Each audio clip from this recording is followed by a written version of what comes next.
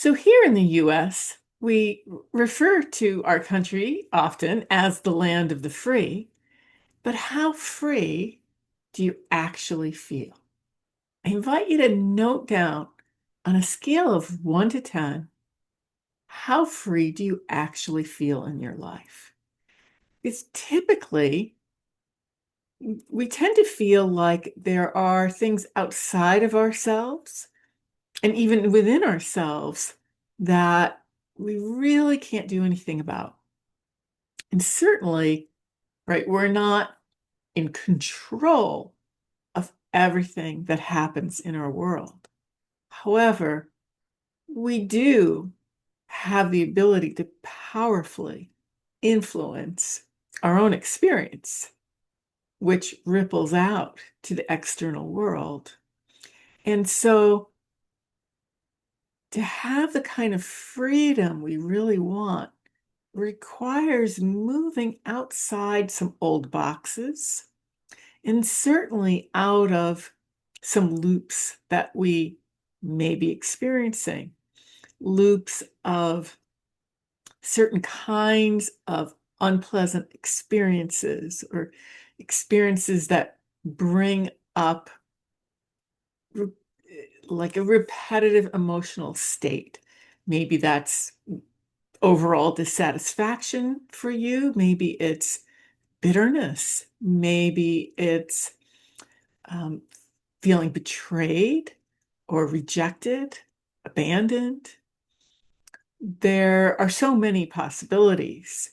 But when we have a loop, we know there's something more at play here.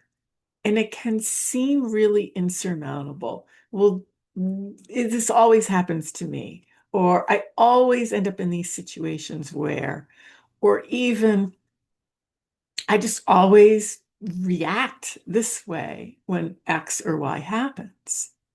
These are actually profound healing opportunities. And as we take those opportunities, as we start to understand them for what they are and approach them in new ways, that's how we grow our freedom and help to really create the land of the free.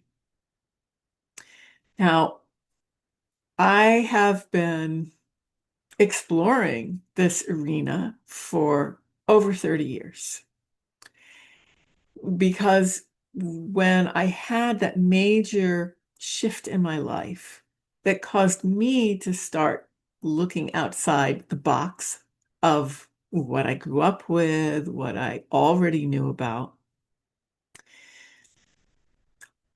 I quickly began to discover that this was really an inner journey, and that while I might not have the tools yet, I did have the ability to seek them out and to make choices regarding them.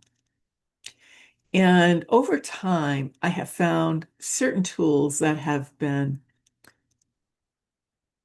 profoundly effective and meaningful for myself and for my clients. And so I'd just like to touch on a few of those today. One of those is PSYCH-K.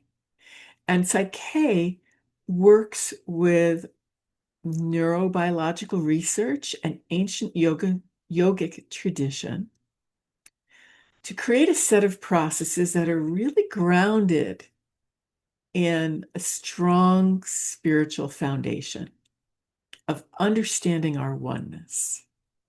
Now, you don't have to have a conscious intellectual understanding of oneness or even feel like you have any sort of understanding of oneness to get a lot of profound transformation with this process, because there are steps that I, as a facilitator, would guide you in that give you the opportunity to take a belief that is holding you back and to transform it into a belief that you would prefer to have. So You drive the direction of the session, and the facilitator supports you with the steps to work with that so that your subconscious is now in agreement with what you really want. And we don't always, the subconscious means it's not conscious. However, we have tools to bring subconscious information to light. And so if you'd like to learn more about that, I do have a video I created. I'll link in the comments. You can also go to my Quantum Tools playlist. And there you will also find videos I have started creating regarding soul center healing hypnosis.